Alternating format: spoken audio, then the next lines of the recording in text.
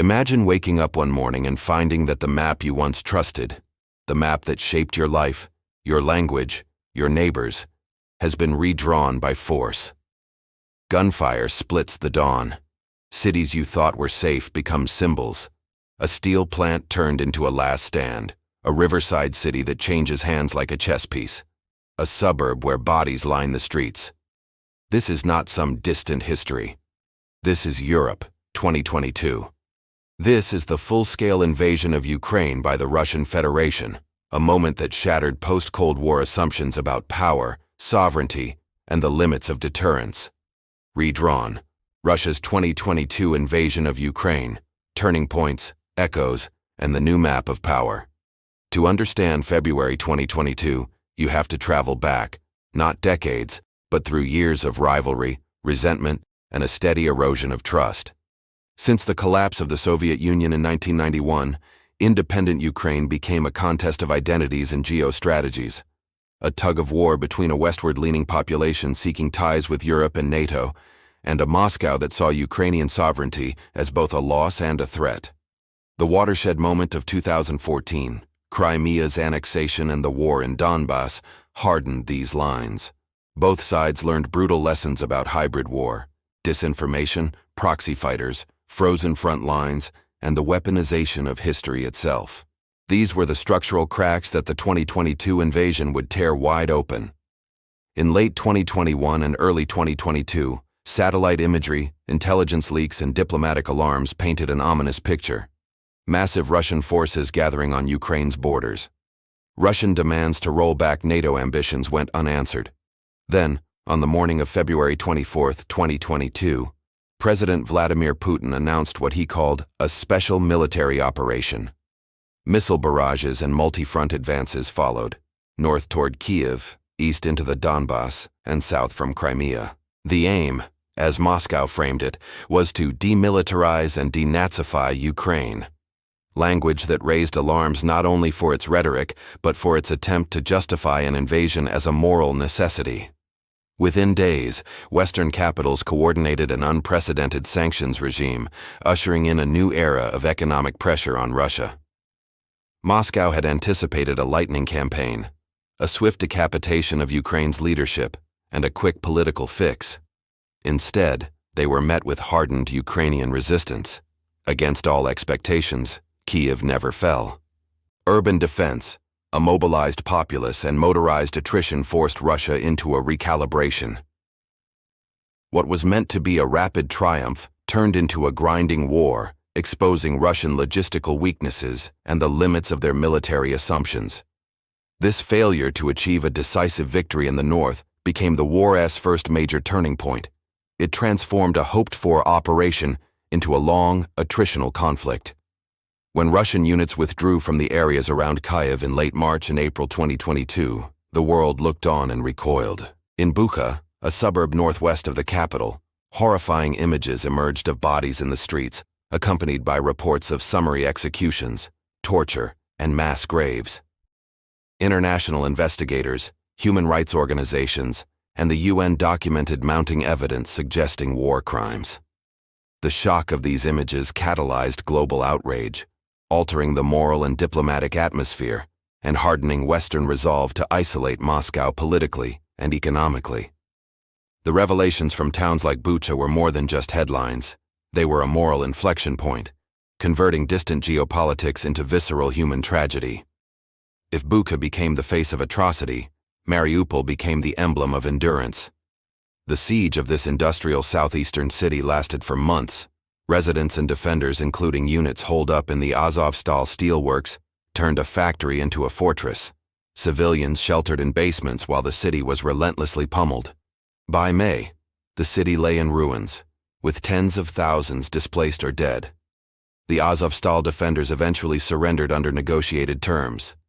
Mariupol's destruction wasn't just tactical, it was strategic theater. The city's fate underscored how modern war targets civic infrastructure to break societies and control narratives. But it also became a powerful rallying cry for international aid and arms shipments to Kyiv. Russia's invasion did not play out in an economic vacuum.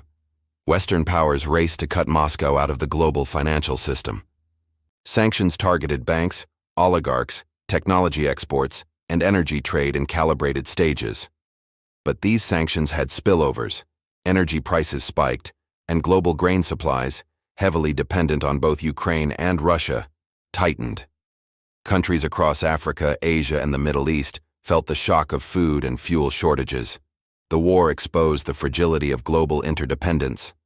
Sanctions can punish, but they can also rearrange alliances, push states to find new partners, and accelerate a long-term strategic decoupling between blocs. The global economy became both a weapon and a battlefield. Throughout 2022, the front lines shifted, ebbing and flowing with seasonal offensives. By autumn, Ukraine had absorbed Western training and weaponry, refining its tactics around precision strikes and mobility. In a pivotal moment in November, Ukrainian forces reclaimed the city of Kherson on the right bank of the Dnipro River after a sudden Russian withdrawal, a massive strategic and symbolic victory. Kherson's liberation shattered Moscow's narrative of irreversible territorial gains. It demonstrated that control could be contested and reversed, with profound effects on morale both inside Ukraine and abroad. Underpinning the military campaigns were contending narratives.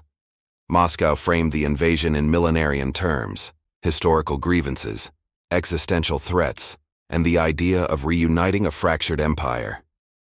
Kyiv, by contrast, drew on modern principles of national self-determination, democratic sovereignty, and the resilience of civil society. These competing ideologies mattered. Wars are won or lost not just by bullets, but by stories. Global publics divided in their response. Some states condemned the invasion outright, others hedged, and still others offered tacit support. Information operations, media control, and propaganda became weaponized instruments, accompanying the tanks and missiles. The ideological struggle turned every battlefield into a theater of meaning. The invasion stressed existing alliances and accelerated realignments. NATO found renewed purpose and urgency. Member states deepened cooperation, increased defense spending, and extended aid to Ukraine. Yet other global powers, motivated by strategic autonomy, economic ties, or an aversion to Western dominance, navigated a delicate balancing act. China watched closely, seeking to benefit from Western disunity without taking overt steps that could trigger secondary sanctions. Many countries in the global south emphasized neutrality or called for peace, mindful of food and fuel security. The war didn't just polarize the world into two camps. It revealed a more complex, multipolar chessboard where regional powers recalibrated their options and dependencies. Beyond the strategy and sanctions lie the human lives. Millions displaced, children out of school, and cities reduced to rubble. The humanitarian toll will persist for generations. Yet amid the devastation, there was incredible resilience. Volunteers forming supply chains, neighborhood defenses, diaspora networks raising funds, and an astonishing civic mobilization that sustained the war effort. The human story is not only one of loss, but of agency. Ordinary people transforming scarcity into solidarity. This is the social aftershock that will shape Eastern Europe for decades to come. When historians catalog 2022, they will not treat it as an isolated eruption, but as an inflection point, a moment where age-old imperial logics collided with modern international norms, and where the fragility of the post-Cold War order became painfully visible. The invasion reintroduced the possibility that borders can be violated with force in Europe, that economic interdependence can be weaponized, and that hybrid warfare will be central to future conflicts. At the same time, it showed the limits of power. Logistics matter, legitimacy matters, and the will of a population matters. The map has been redrawn, but it is not settled. The echoes of this war will reverberate across alliances, economies, and societies for years to come. Thank you for watching. If you found this documentary informative, please consider liking this video and subscribing to our channel for more in-depth analysis of world events.